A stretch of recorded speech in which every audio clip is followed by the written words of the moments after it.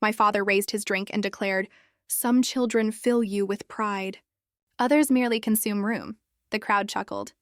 Grinning, I stated, "Luckily, I've just found my own place 3,000 meters from here. Rest assured, you won't ever." Can you imagine Thanksgiving dinner, the one night of the year when family is supposed to feel like home, turning into a battleground? A place where your own father looks you in the eye and tells you plain as day that you just take up space? That night, something in me snapped. But what if instead of breaking, you smiled? A smile so cold, so sharp, it cut deeper than any insult they could throw at you. My name is Isabel Hart, and that's exactly what happened to me. That single dinner, that one cruel sentence, completely changed my life's trajectory. What happened next? Oh, you have no idea. For years I lived in this quiet little suburb on the edge of Indianapolis. The kind of place where every lawn was perfectly manicured, every mailbox had the same family name, and every dad seemed ridiculously proud of his son. Our house was small, white with green shutters, a picture-perfect little box that always smelled like coffee and motor oil. On Sundays after church, everyone hit the same diner. To the outside world, my family was perfect. My dad, Robert, the dependable one. My mom, Linda, the gentle homemaker. My brother, Ethan, the local football hero. And then there was me, the quiet one, the one they barely remembered to mention. From the outside, we were the ideal American family. But inside, I was just a shadow. The contrast, the absence of me, somehow made Ethan's light shine even brighter. His trophies, man. They lined our hallway like some kind of sacred museum dedicated to my father's pride. Gleaming silver footballs, medals, certificates that practically shouted his name. I used to run my fingers over those polished plaques, tracing the engraved letters, wondering if my name would ever belong up there, ever be celebrated. When Ethan won, my dad would hoist him onto his shoulders, roaring with pride. When I won, when I brought home a ribbon, he'd just glance at it and say, "That's cute, honey, but don't forget Ethan's game is tonight." That sentence. It's burned into my memory more vividly than any lullaby. It was the constant rhythm of my childhood, the relentless beat of favoritism that never, ever stopped. I was 10 when I had my first science fair. I'd earned a small blue ribbon for a cardboard volcano that actually really erupted with baking soda and vinegar. I'd worked on it for weeks, sneaking into the kitchen after everyone was asleep, testing proportions under the hum of the refrigerator light. I thought, maybe this time? Maybe Dad would finally look at me differently. When I showed him the ribbon, he just chuckled.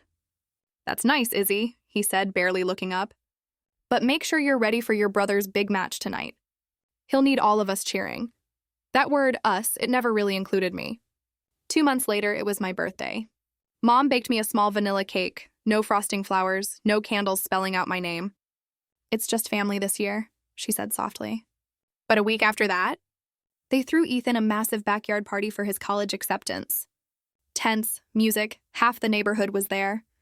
I remember standing by the window, watching the fairy lights flicker in the yard. My brother posing with his friends, a huge cake in front of him that read, "To our star." That was the night I realized invisibility wasn't just an accident in our family. It was a deeply ingrained tradition. Even dinner had its own unspoken hierarchy. Our big oak dining table had 6 chairs. 4 for the adults and 2 smaller ones tucked away at the very end.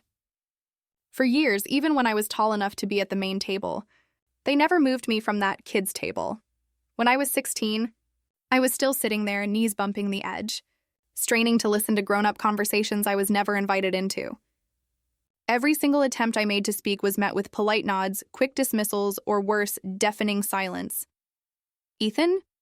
Ethan could talk about anything. College football, cars, the weather, and my dad would just beam like he was listening to Shakespeare. If I dared to bring up something I'd learned, like how honey never spoils or how light from distant stars is older than our planet, Dad would just frown. "You think too much, Izzy. You'll tire yourself out." My mom wasn't cruel, not exactly. She was just careful. The kind of woman who believed that keeping the peace meant keeping quiet.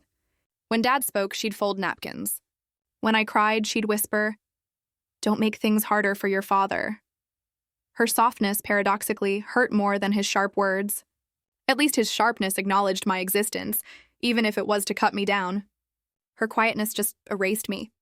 There's a picture somewhere, Thanksgiving, maybe 2006. Ethan standing proudly behind Dad, both in matching shirts, grinning ear to ear. I'm off to the side, a blur, half out of frame, just holding a plate. Mom took that photo. I looked at it years later, and I saw how my smile didn't quite reach my eyes. You can see it if you know what to look for. The quiet child, desperate not to take up too much space in her own home. Still, I tried. I really did. I tried to earn my way in. Straight A's, scholarships, volunteering, building robots out of old radios.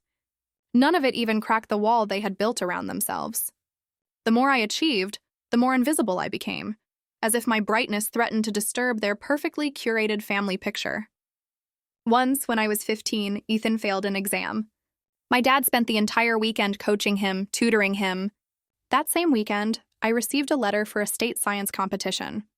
When I handed it to him, he just nodded distractedly, his eyes still glued to Ethan's notes. "That's good," he said. "Just don't make your brother feel bad." That sentence. Don't make your brother feel bad. It taught me the first unspoken rule of our household. My silence was the price of their comfort. Looking back now, I realize how early I learned to disappear. I learned to laugh softly, to shrink in photos, to walk lightly so the floorboards wouldn't creak. I learned to make myself small enough to fit into the leftover spaces no one else wanted. By the time I was 18, I had already perfected the art of being unseen. The basement. Oh, that cold, damp basement. It became my refuge long before I even knew what that word meant. Upstairs, the house echoed with the sound of ESPN highlights and my father's booming laughter. But downstairs? Downstairs was quiet. The hum of an old fluorescent light, the faint buzz of electricity running through tangled cords, the smell of dust and metal. It was freezing in the winter, damp in the spring, but it was mine. Every single corner of that unfinished space, from the crooked shelves stacked with broken appliances to the workbench littered with screwdrivers, became a sanctuary. I didn't have a room where my voice mattered, but I had a place where things listened when I touched them. It all started with a broken radio I found in a box my father was about to throw out. He'd muttered something about useless junk, but to me, it looked like a mystery just waiting to be solved. I took it downstairs, unscrewed the back panel, and stared at that strange, intricate world of wires and circuits inside. I didn't understand what I was looking at then, but I knew it had once carried music. That somewhere inside that silence, there was a song trapped, just waiting for someone to bring it back to life.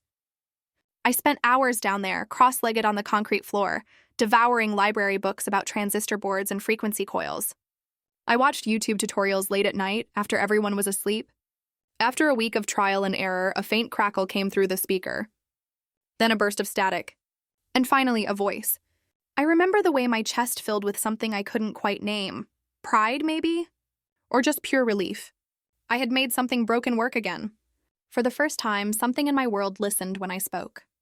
I ran upstairs, still clutching that dusty radio, and called out, "Dad, look. I fixed it." He barely looked up from the TV. "That old thing? Huh? Well, get your brother a drink, will you? He's been practicing all day." I just stood there for a few seconds, holding the radio like it was proof of my own existence. Then I turned around, walked back downstairs, and set it on my workbench. I never mentioned it again. That was the night I made myself a promise. If no one in this house would ever notice me, I would build something that simply couldn't be ignored. From then on, the basement became more than just a hiding place. It became a workshop of small rebellions. I took apart anything I could get my hands on. Old clocks, microwaves, broken game consoles. I learned how to solder, how to strip wires, how to bring dead things back to life.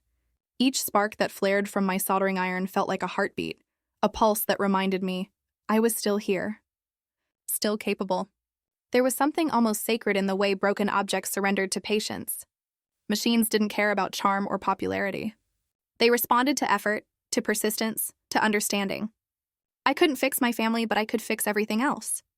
One summer, when I was 16, I built my first computer entirely out of discarded parts from the local recycling center.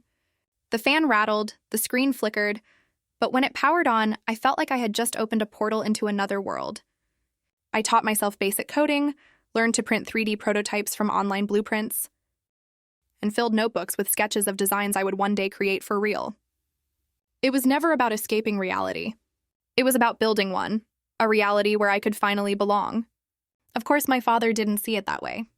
He'd come downstairs occasionally, usually when he needed to store old paint cans or some broken furniture. He'd glance around, frown at the clutter of circuit boards and wires, and just mutter, You should spend less time with junk and more time doing something useful. I never bothered explaining that junk was what was keeping me alive. My mother would sometimes peek in, her face half lit by the narrow stairway light. "Don't work too hard, Isabel," she'd say softly. "You'll hurt your eyes." Then she'd vanish again, as if her very presence down there was forbidden. It wasn't cruelty. It was habit. The habit of staying out of my father's way, even if it meant staying out of mine, too. One afternoon, I found an old set of speakers in the garage, the same ones Dad had used back when he still played vinyl records. The wood casing was warped, one speaker cone torn, the wiring frayed. It felt poetic somehow. Something once loved, now discarded.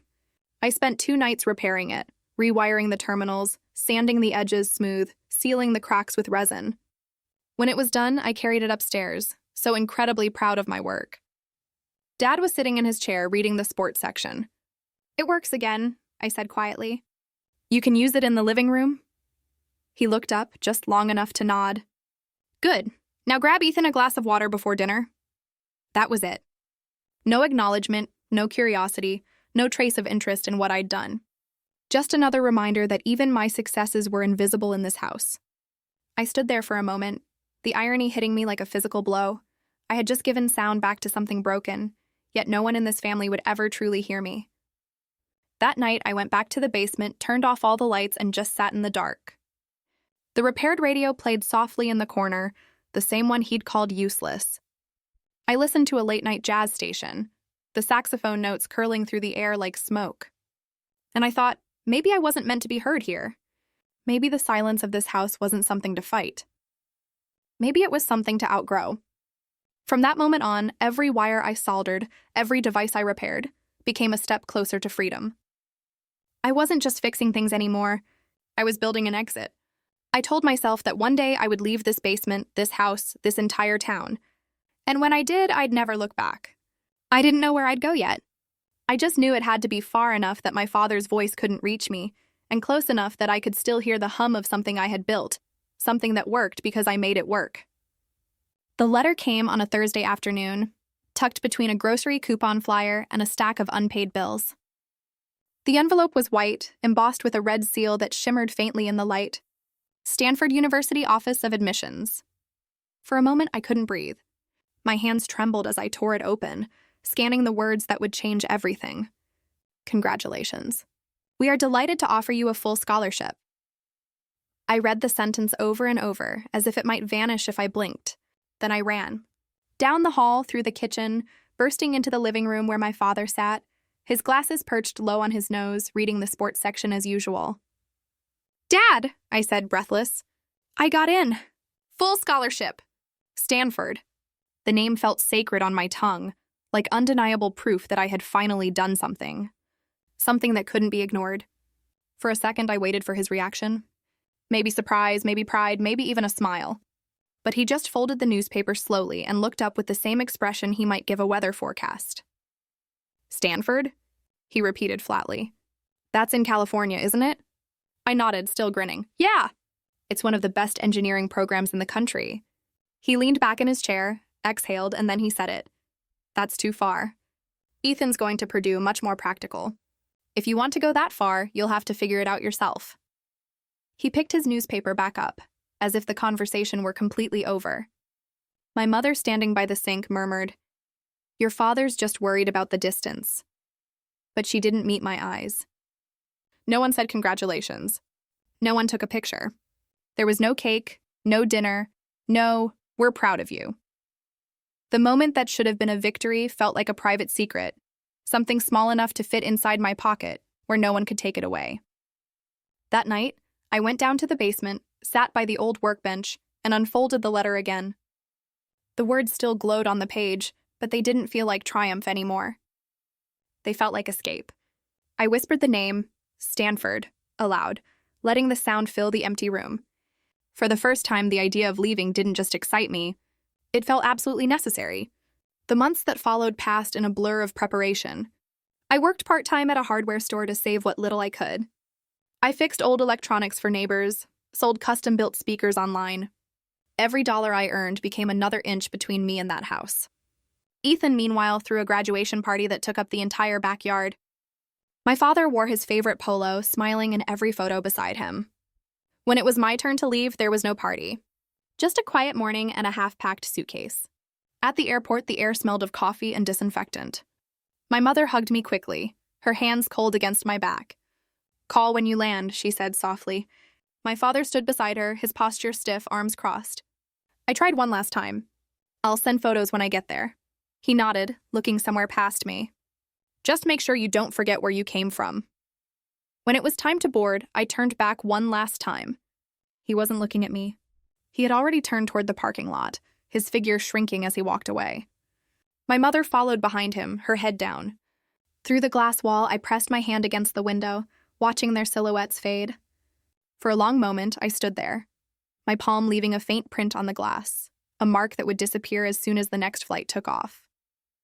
On the plane, I kept the Stanford letter folded in my jacket pocket, gripping it whenever I felt the ache of uncertainty rise in my chest. I told myself that maybe once I was gone, they'd finally see me. That distance might sharpen their vision, make them realize what I'd been all along. But when I landed in California, no message came. No "we miss you," no "we're proud," just silence. The first few weeks were dizzying. The campus was like a different planet. Red-tiled roofs, sunlight streaming through palm trees, students in sweatshirts with names of clubs I'd never even heard of.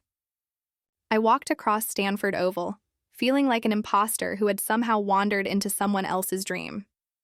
My roommate's parents flew in from Seattle to help her unpack. They brought flowers, took pictures, cried when they said goodbye. I stood at the window, pretending not to watch, my hands empty. At night, I lay in my dorm bed, staring at the ceiling fan, thinking about that moment at the airport. My father's back turned. My reflection in the glass. I had traveled 2,000 miles, but the distance inside me had doubled. It wasn't just geography anymore. It was silence carved into me like a second skin. So I poured all that emptiness into my work. I studied harder than anyone else, spending hours in the computer lab long after midnight. I joined the robotics team, where the hum of machines replaced the conversations I didn't know how to start. When the circuits lit up, I felt something close to peace. The same quiet satisfaction I used to feel in the basement back home. But sometimes when I finished a project or earned top marks on an exam, I'd catch myself glancing at my phone, waiting for a text that would never come. That's when I understood. Leaving home doesn't erase the hunger to be seen. It only changes where you starve. I thought distance would make them realize what I was worth. I thought success would make them proud. But I was wrong. It only made the silence louder. Those first years in California felt like walking a tightrope, suspended between exhaustion and sheer survival. I arrived at Stanford with 2 suitcases, a secondhand laptop, and just enough savings to last 2 months if I stretched every dollar. The scholarship covered tuition, but not food, housing, or books. So I worked 2 part-time jobs, sometimes 3 when hours were short. By day, I attended lectures on algorithms and supply chain design. By night, I wiped tables at a cafe near Palo Alto, and on weekends, I stocked boxes at a local hardware store. My body never stopped moving, but my mind clung to one quiet mantra: keep going. Dinner was usually a cup of instant noodles or half a sandwich I couldn't finish during my shift. My bed was a sofa in a cramped shared apartment with 2 other students, one studying architecture, the other medicine. They both had parents who wired them money every single week. I had silence. On nights when I couldn't sleep, I'd stare at the ceiling and let my mind wander. Back to the basement at home, the warmth of the machines, the scent of dust and oil. It was strange how something that had once felt like exile now became the only place where I'd ever felt certain of myself. I found a small haven in the university's robotics lab. It was open 24 hours, dimly lit, the air filled with the metallic tang of solder and ozone. There, surrounded by half-assembled drones and tangled wires, I felt alive again. Machines were still my language, predictable, logical, repairable. People, not so much. I would lose hours perfecting a motion sensor or recalibrating a servo, my hands moving on instinct. Sometimes I'd stay so long that the janitor would just flick the lights to remind me it was 3 a.m. It was during one of those nights that I collapsed. I hadn't eaten properly in 2 days. Hadn't slept in 3. My vision blurred while I was testing a circuit board, and the next thing I knew, I was on the floor with the faint taste of metal in my mouth. A graduate student named Michael found me and rushed me to the campus clinic. When I woke up, he was sitting beside my bed, holding a cup of warm tea. "You need to take care of yourself," he said gently. I wanted to laugh. Take care of myself? That was the only thing I'd been doing since I was old enough to realize no one else would. The doctor told me I was severely anemic, undernourished, and dehydrated. He suggested I call home, maybe ask for help. I nodded, but I knew that wasn't an option. The last message I'd received from my father was months ago, a forwarded link to an article about Ethan's latest football trophy with no comment attached. I deleted it without reading. So I went back to work, slower at first, but more determined than ever. I learned how to survive on very little: discount groceries, late-night leftovers, free bread from the cafe after closing. I told myself it was temporary. That struggle was the tax I paid for freedom. And in a way, it was true. Every hardship taught me something: how to code faster, think sharper, repair what others would discard. I started freelancing for small local businesses, helping them automate basic logistics tasks. That's how I first fell in love with the idea of systems, not the machines themselves, but the invisible networks that made them work together. By the time I graduated, I had a small portfolio of projects and a reputation among my professors for a stubbornness bordering on obsession. When a startup in San Jose reached out looking for an entry-level engineer, I didn't hesitate. They specialized in logistics optimization, designing routes, managing warehouse flow, using AI to reduce waste. The company was small, run by two former engineers with big dreams in a cramped office that smelled of burnt coffee and pure ambition. I started as an intern, earning barely enough to cover rent, but for the first time, I was building something that mattered. The pace was brutal. We worked 12-hour days, sometimes 16.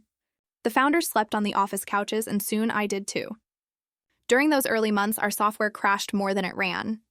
Clients canceled, investors ghosted us, and at one point we had only $800 left in the company account. I stayed anyway. I fixed bugs until my eyes stung and rewrote entire modules overnight when systems failed. There was one week I barely saw the sun, just screens glowing in the dark and the steady thump of my heartbeat reminding me I was still alive. One evening, after a particularly long day, I stood outside the office watching the sunset bleed into the horizon. The world around me was quiet, cars passing, neon signs flickering to life. And for the first time in years, I didn't feel invisible. No one here cared about Ethan. No one cared who my father was. The only thing that mattered was whether the system worked, whether the code held, whether the trucks moved on time. I had finally found a world where effort was currency, and I could finally afford to exist. But even success inched forward slowly. Months blurred into years, and the exhaustion became familiar, almost comforting. I learned how to write code on 4 hours of sleep, how to make business calls with a fever, how to smile during investor meetings when my hands were shaking from caffeine and stress. It wasn't easy, but it was real. I was building something tangible, brick by invisible brick. Sometimes, when I stayed late after everyone else had gone home, I'd turn on the small radio I kept by my desk, the same model I'd repaired in my father's basement years ago. It played quietly in the corner, filling the sterile office with warmth. I'd watch the monitors flicker and think about how far I'd come. I wasn't anyone's daughter here. I wasn't the other child. I was Isabel Hart, an engineer, a builder, a woman who made systems work.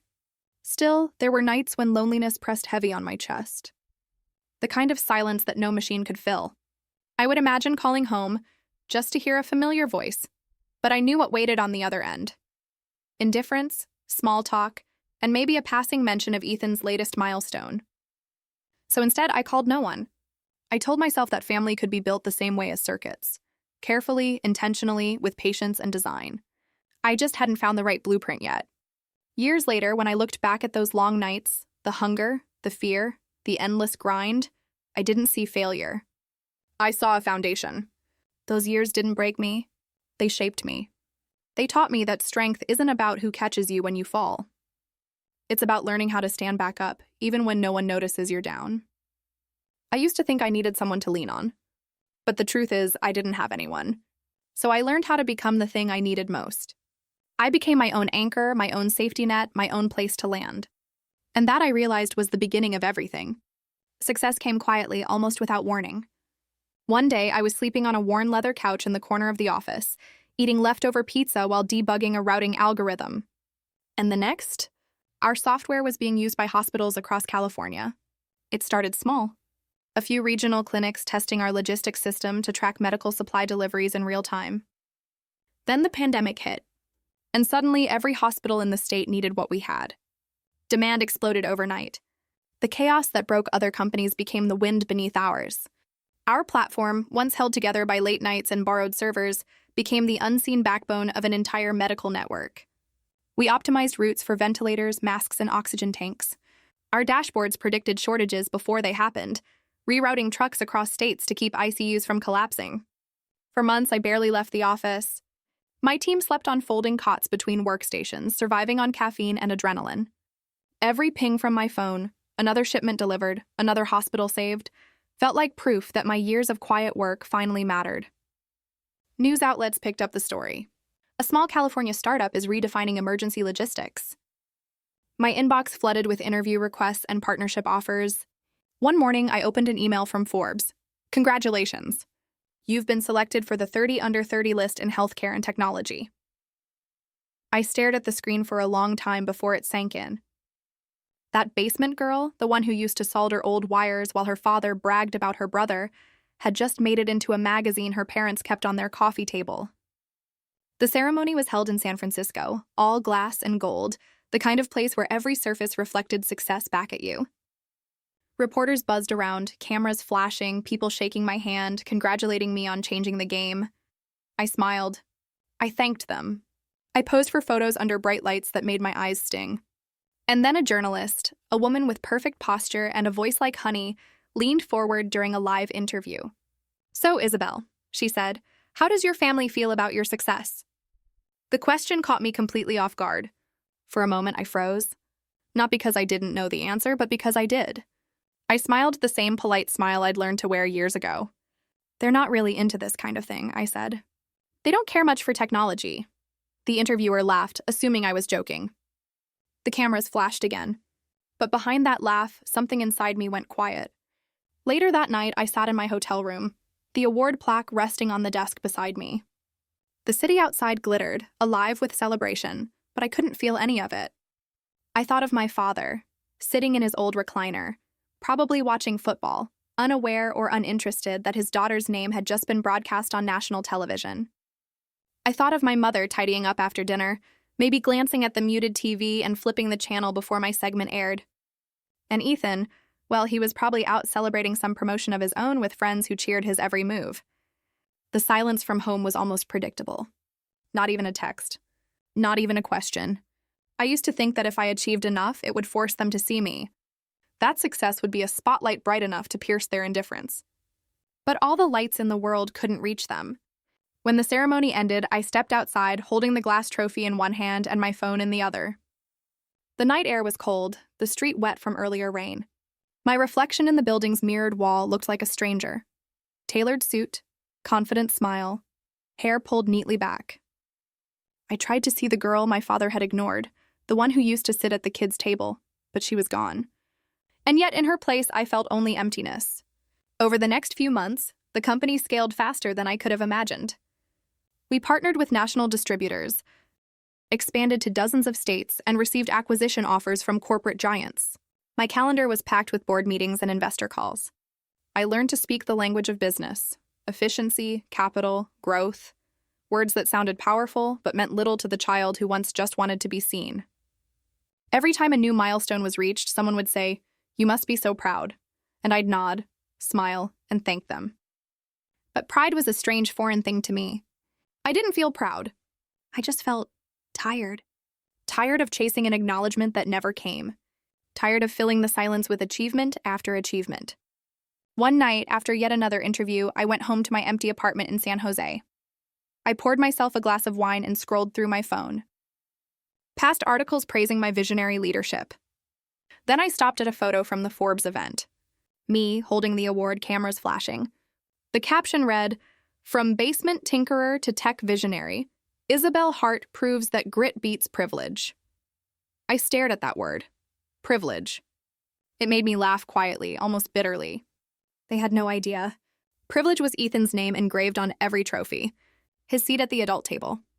The easy comfort of being loved without earning it. What I had wasn't privilege. It was survival dressed up as ambition. I closed my laptop, set the award on the shelf, and sat in the dark. The apartment was silent except for the faint hum of the refrigerator. The glow from the city outside painted soft rectangles on the floor. I realized I had everything I once thought I wanted: success, stability, recognition. But none of it filled the hollow space I'd carried since childhood. When you grow up invisible, you think visibility will save you. You think if you shine bright enough, the people who ignored you will finally turn their heads. But all it does is cast longer shadows. The next morning, I woke before dawn and stood by the window, watching the fog roll over the city.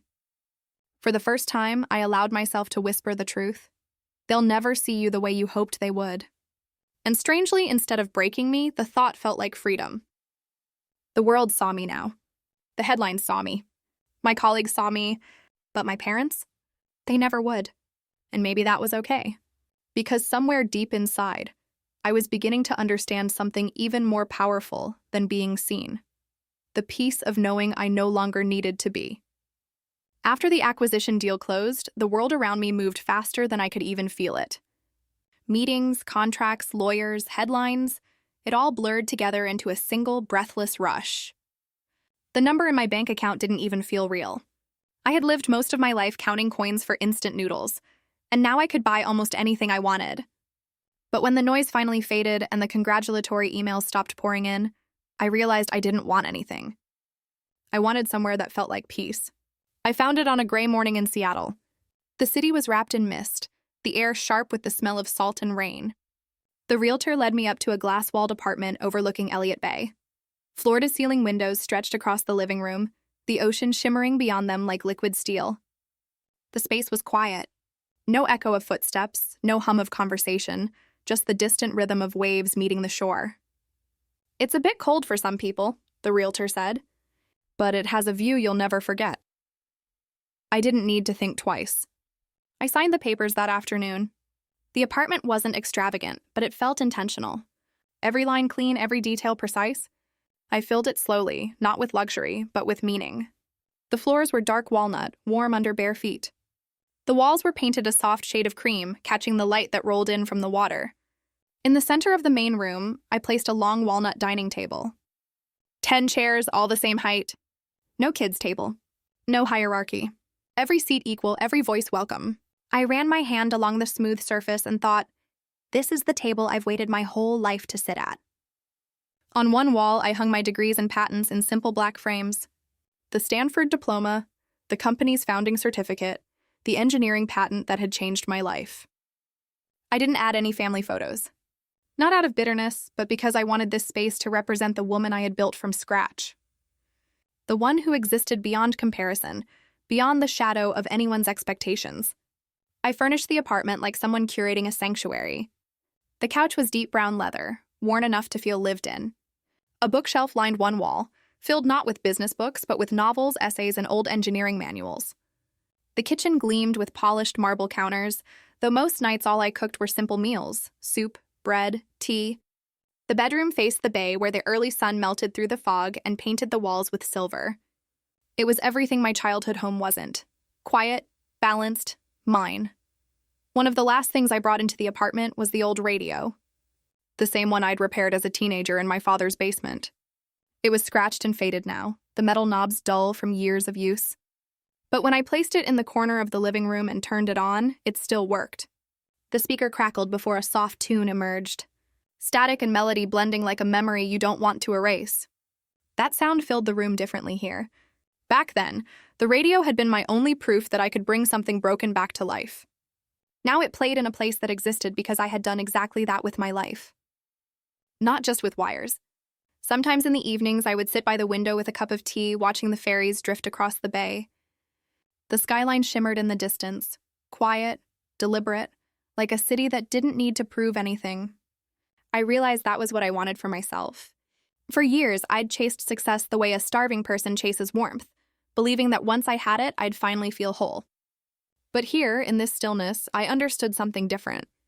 Success was just noise. Peace was the melody underneath. People around me started to notice the change. Colleagues asked why I hadn't bought a mansion, why I chose a quiet place instead of a high-rise penthouse in San Francisco. I smiled and said, because I didn't buy luxury. I bought peace, and it was true.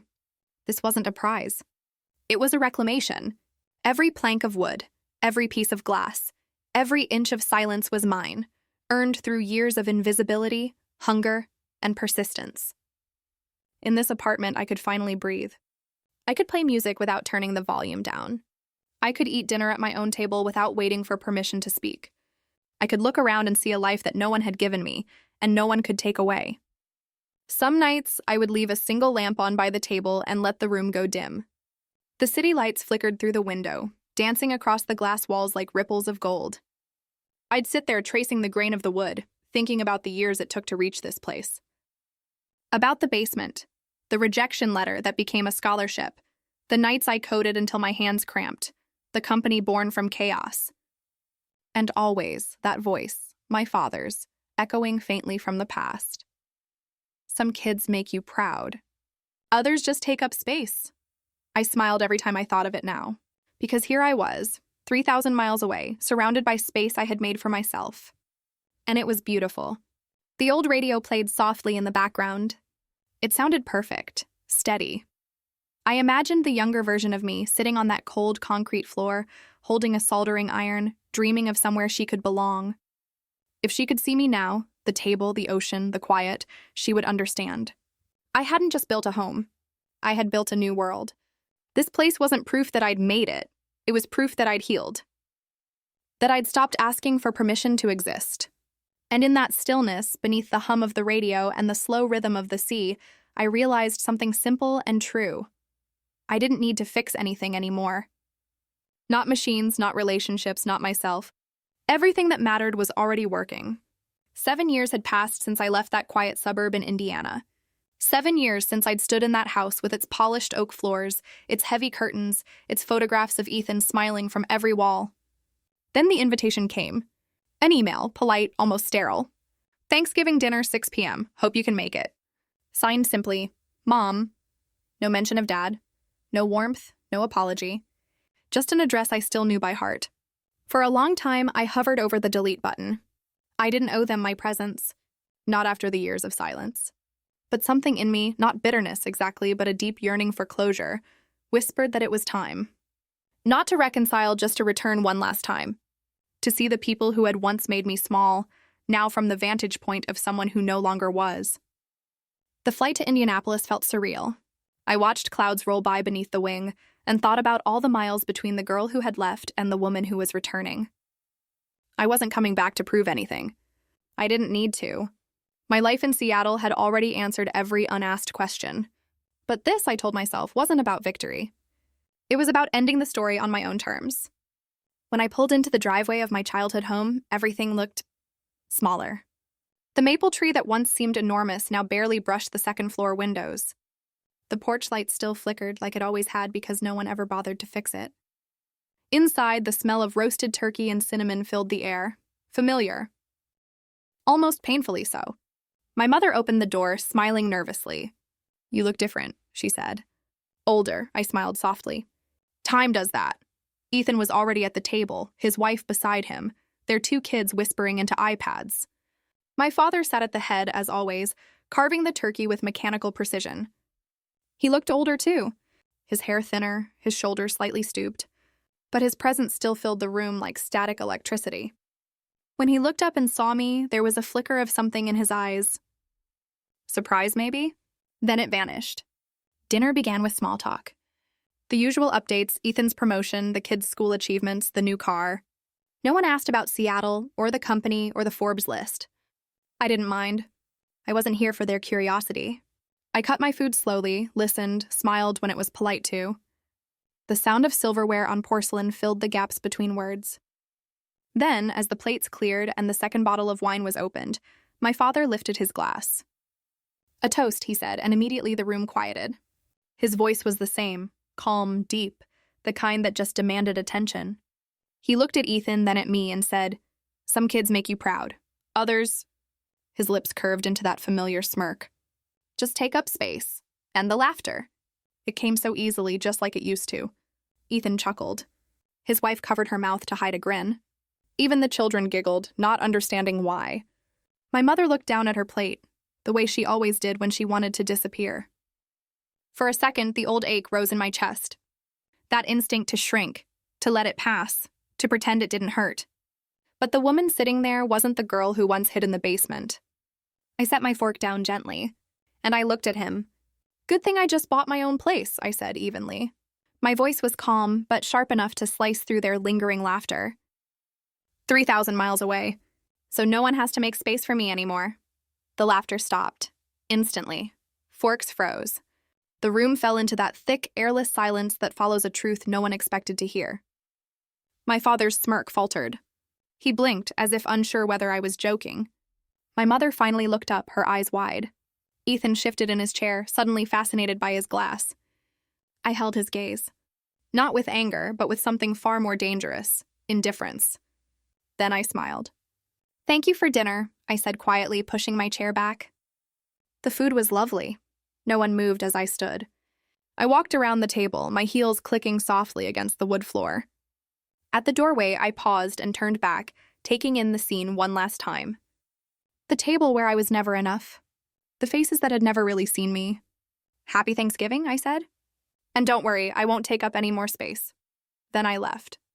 The night air outside was cold and clean, the sky above a deep indigo scattered with stars. I walked down the driveway to my rental car. The sound of the door closing behind me sealed something larger than just a meal. It sealed a lifetime. As I drove away, I didn't feel triumphant. I didn't feel angry either. I just felt free. For years, I had thought that healing meant reconciliation, that peace required understanding. But now I realized sometimes peace is simply walking away, without the need for anyone to follow. The road stretched ahead, empty and quiet. The headlights carved tunnels through the dark. I rolled the window down, letting the cold wind whip across my face. The old radio. Yes, I'd brought it with me, sat on the passenger seat, playing a faint, crackling song from some late-night station. And as I listened, I thought of the girl I once was, sitting at the kids' table, small, invisible, waiting for her turn to belong. I wanted to tell her this. You never needed a seat at their table. You were always meant to build your own. When I reached the edge of the city, I looked in the rearview mirror one last time. The house was far behind me, swallowed by the dark. I didn't need to see it anymore. I had already left the part of me that needed it there. And she could finally rest. I didn't win that night by saying something clever. I didn't win at all. I simply stood up and walked away. And that was enough.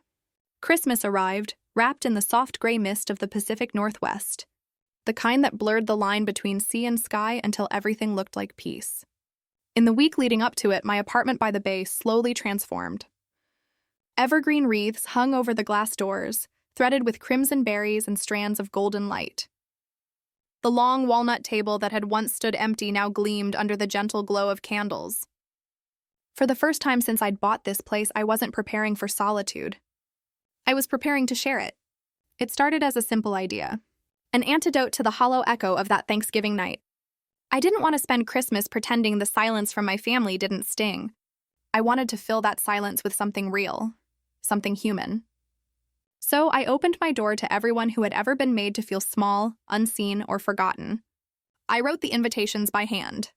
To my former robotics professor at Stanford, Dr. Lang, who had once told me, "The world needs more quiet builders."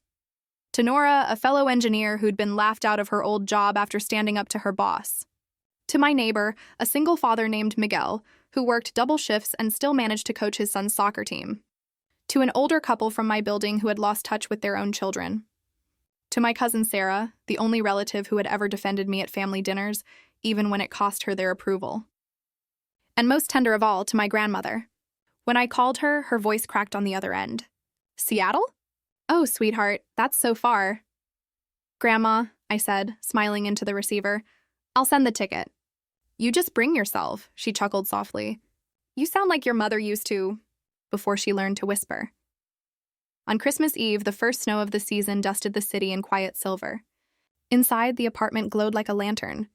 The table was set with white porcelain plates and clear crystal glasses, their reflections dancing in the candlelight. Sprigs of pine and cranberry ran down the center like a river of winter. The air smelled of rosemary, butter, and salt. The chef I'd hired, a local named Mason, had filled the kitchen with the scent of roasted salmon and fresh bread. A playlist of soft acoustic carols floated through the space, just loud enough to feel like warmth. One by one, they arrived. Nora came first, holding a bottle of wine and laughing through the cold. Dr. Lang brought a book wrapped in newspaper, muttering that he hadn't had time for proper wrapping paper. Miguel and his son brought dessert, homemade flan, still warm in its tin. My grandmother arrived last, her small frame bundled in a red coat, her eyes shining brighter than the lights around us. When everyone had settled, I stood at the head of the table. For a moment, I simply looked at the faces turned toward me, each marked by its own version of resilience. Then I said, I know some of us didn't have a place to go this Christmas, but tonight, I wanted to make sure everyone had a seat. No one at the kids' table. No one in the corner. No one forgotten. Laughter rippled around the table, gentle, genuine. I sat down, and for the first time in years, I didn't feel like an outsider in my own story. Dinner unfolded in slow, beautiful waves. Mason brought out plates of cedar-planked salmon glazed with honey and soy, bowls of wild mushroom risotto, and baskets of warm sourdough. Wine flowed easily, conversation even easier. Nora told stories about working night shifts in tech, turning corporate arrogance into comedy. Dr. Lang recounted the time I'd accidentally flooded the robotics lab with foam during an experiment, which made everyone laugh so hard I nearly spilled my drink. Miguel's son, a bright-eyed 9-year-old, challenged everyone to a trivia game he'd made on his tablet, and somehow managed to beat all of us. The table was alive, clinking glasses, shared laughter, hands reaching for bread. No competition. No hierarchy. Just connection. Between courses, I slipped into the kitchen to refill a tray of drinks. My grandmother followed, quiet as always. She stood beside me for a moment, watching me work, then said softly, You know, Isabel, I've sat at many tables in my life. Big ones, small ones, ones where people spoke too loudly, and ones where no one spoke at all. But this, she gestured toward the laughter drifting from the dining room. This feels like the first real family dinner I've been to in a long time.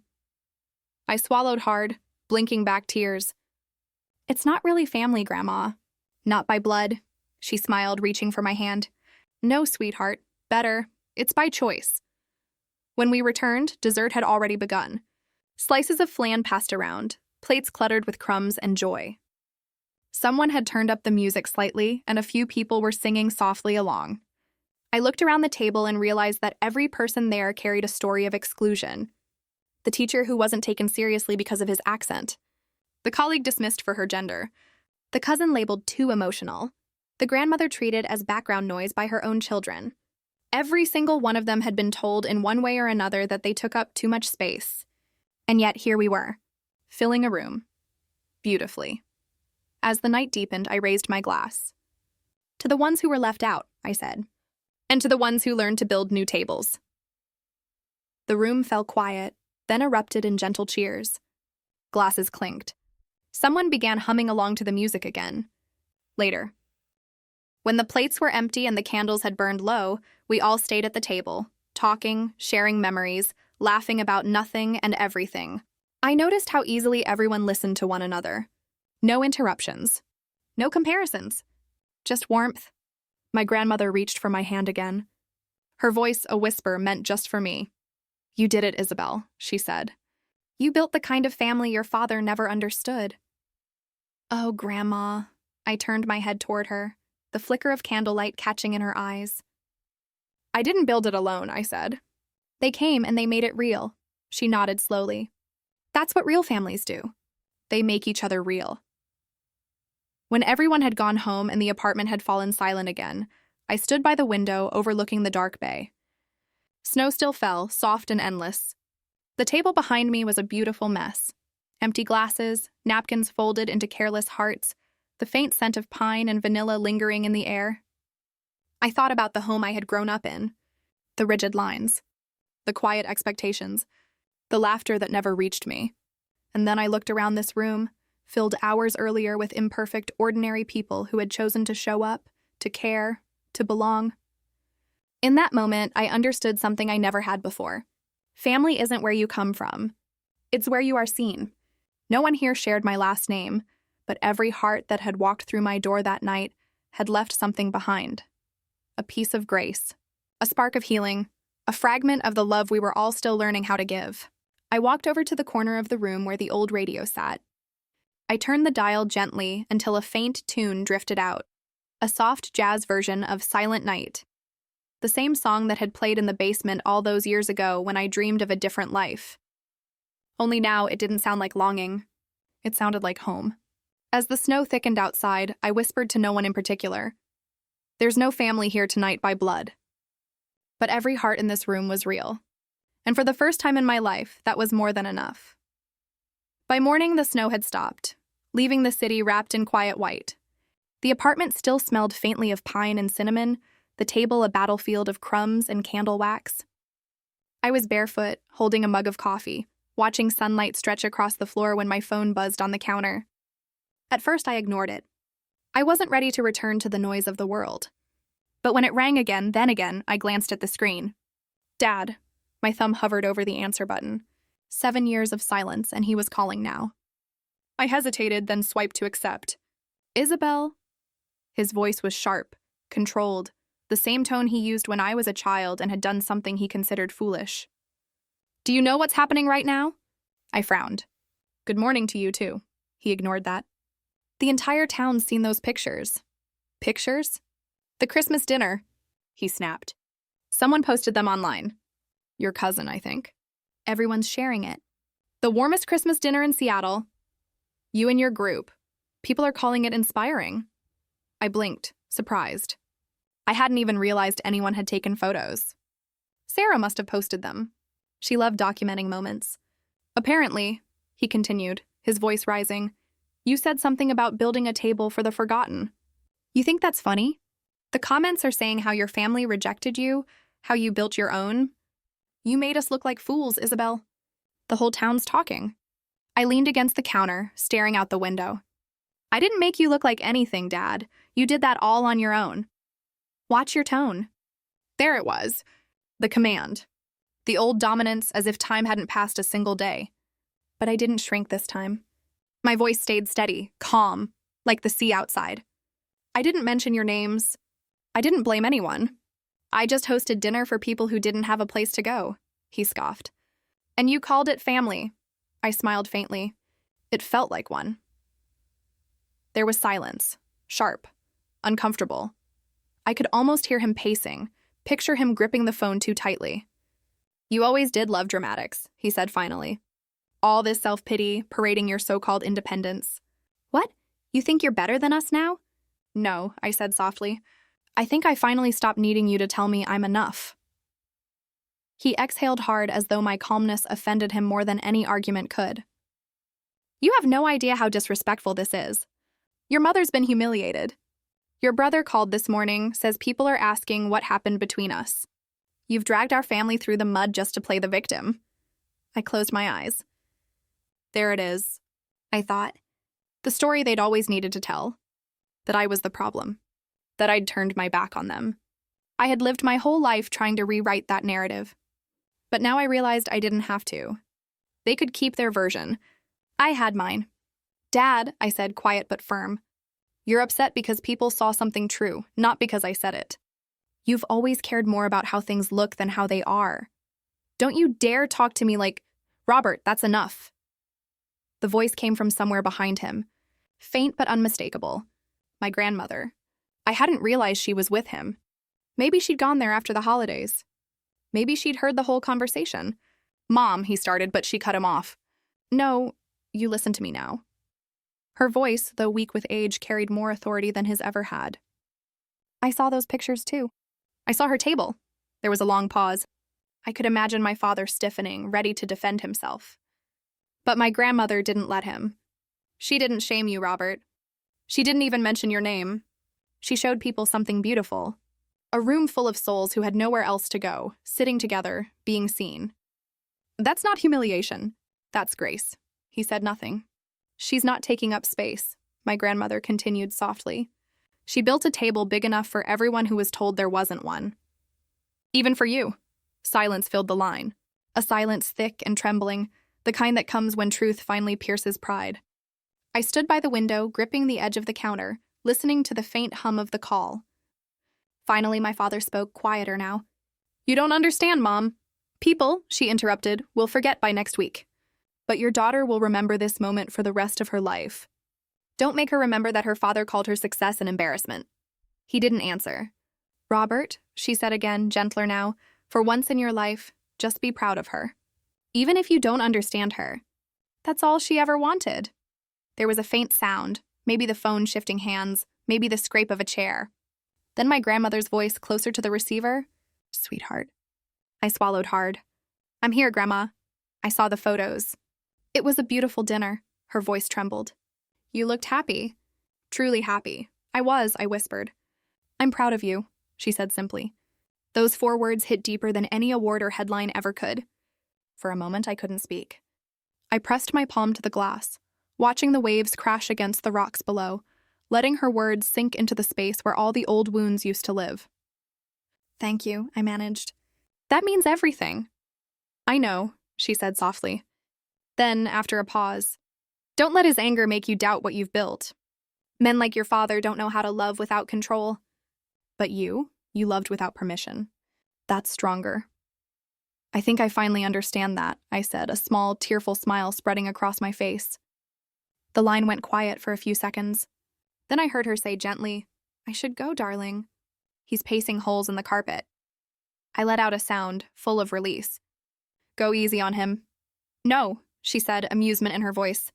He could use a little discomfort. When the call ended, I stood there in the sunlight, my phone still warm in my hand. The silence that followed wasn't heavy this time. It was clean. I didn't feel guilt for walking away or sorrow for what was broken. I just felt light. I poured myself another cup of coffee and walked over to the window. The bay shimmered under the winter sun. The world outside impossibly still. For the first time in my life, my father's voice didn't echo inside me anymore. It had been replaced by another. My grandmother's, firm, loving, and infinitely clear. She didn't take up space. She built a new table. And as I watched the waves move in slow, endless rhythm, I realized I had finally done the same. For years, I'd carried the guilt of leaving.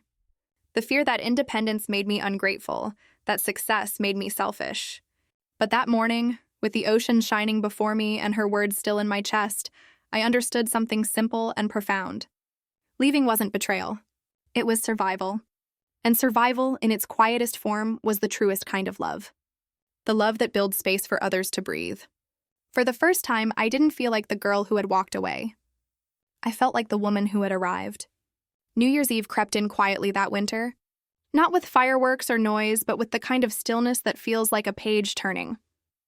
The bay outside my window shimmered in soft blues and silvers, city lights reflecting off the water like 1,000 quiet candles. A week had passed since the call from my father, and my grandmother's words still echoed in my chest. I'd replayed them more times than I could count. She didn't take up space. She built a new table. I sat at my desk that morning, watching the slow fall of snow against the glass, and typed a short message. New Year's Eve dinner. If you and Mom would like to come, there's a seat for you. But only if everyone agrees to sit at the same table. No head, no kids, no hierarchy. Equal seats. Equal voices. I hovered over the send button for a moment, my thumb trembling slightly, not out of fear, but from something quieter. Acceptance. Then I pressed send. I didn't expect a reply, but 2 hours later, one arrived. It was from my mother. We'd like to come. Your father said yes. The words were simple. No apologies. No explanations. But they were enough. That evening, I set the table again. 10 chairs, perfectly aligned, candles flickering softly, the sea beyond the windows stretching into darkness. The same table that had once been a symbol of defiance now felt like an invitation. Not for reconciliation, but for understanding. At 7 sharp, the elevator chimed. When the door opened, my parents stood there, both looking smaller than I remembered. Time had carved fine lines around their eyes, and the confidence they once wore like armor seemed to have faded. My father's posture was still stiff, his pride intact, but his eyes flickered with something new, uncertainty. My mother smiled nervously, clutching a small box wrapped in silver paper. Hi, Isabel, she said softly. Hi, Mom, come in. They stepped inside, glancing around the apartment. My father's gaze lingered on the wall where my degrees and patents hung, framed proof of the life they had chosen not to see. He said nothing, but I saw the faint tightening of his jaw. Dinner was quiet at first. The air carried the careful politeness of strangers, trying to remember how to speak to one another. I served roasted halibut, rosemary potatoes, and wine from a small vineyard near Oregon. My mother complimented the view, the food, the candles, anything but the distance between us. My father mostly listened, pushing his fork around his plate, glancing occasionally at the radio in the corner. Finally, it was my mother who broke the silence. "You always liked music," she said softly, nodding toward it. "Even when you were little, you used to fix that old thing downstairs. Remember?" I smiled faintly. "I remember." A long pause stretched across the table. The city lights danced through the glass behind them, painting soft gold across their faces. Then unexpectedly, my father spoke. Maybe he hesitated, his voice slower now. Maybe I didn't see it. I looked up. "See what?" He exhaled. "What you were doing, who you were becoming. I thought Ethan was the one who needed us more. You always seemed self-sufficient." My mother nodded slowly. "I think I told myself you were fine, Isabel. You never complained. You just kept going. I didn't realize that silence doesn't mean peace." Her words landed gently, without defense or excuse, just a kind of late honesty. I didn't rush to fill the silence. I wanted to let it breathe, to let them feel the weight of what was being said. My father looked down at his hands.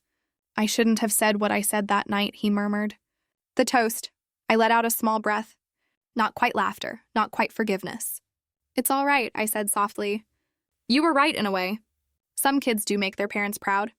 Others just make themselves free." He looked up, startled by the calmness in my voice, but there was no anger there, only truth. The rest of the evening passed in fragments of memory. Small stories, laughter that felt tentative but real. Pauses that weren't uncomfortable anymore. For the first time, we weren't a hierarchy. We were just three people, sitting at the same table, learning how to exist without old rules. Ethan had been invited, but he hadn't come. My mother mentioned him once, then stopped, sensing it wasn't the night for comparisons. After dinner, I poured us each a glass of champagne. Midnight was only minutes away. I stood and walked toward the balcony, the crisp night air meeting my face as I opened the glass door. Behind me, the city hummed, fireworks readying in the distance, laughter spilling from nearby apartments. My parents followed, standing quietly on either side of me. The sea below shimmered in moonlight, the sound of the waves rising and falling like breath. I raised my glass and said softly, "To new tables." "And to equal seats." My father looked at me, then nodded. "To equal seats," he echoed. For the first time in my life, the words didn't sound forced. We stood there as fireworks bloomed above the water, bursts of red and gold lighting the sky. I thought about every dinner table I'd ever sat at. The kids' table that made me invisible. The family table where I was the afterthought. The empty table in my Seattle apartment that became a symbol of self-respect. And now this one. Imperfect, quiet, human. When the last firework faded, my parents said goodnight. My mother hugged me for a long time before leaving. My father lingered a moment as if he wanted to say something else, then simply said, "Take care of yourself, Isabel." "I always do," I said. When the door closed behind them, the apartment fell silent again. But it wasn't the old kind of silence, the cold, echoing kind. It was soft, earned, full of space. I walked back to the balcony, still holding my glass. The reflections of the city rippled across the water like tiny constellations. I took a slow sip, feeling the bubbles sting the back of my throat, and whispered into the night. Some kids make their parents proud. Others make themselves free. The words drifted into the air, dissolving into the sound of the sea. Inside, the candles on the table flickered, their flames swaying gently. The radio hummed a slow jazz tune, the same one I'd played on Christmas. I stood there for a long time, listening to the soft rhythm of the city, to the heartbeat of a life I had built without permission.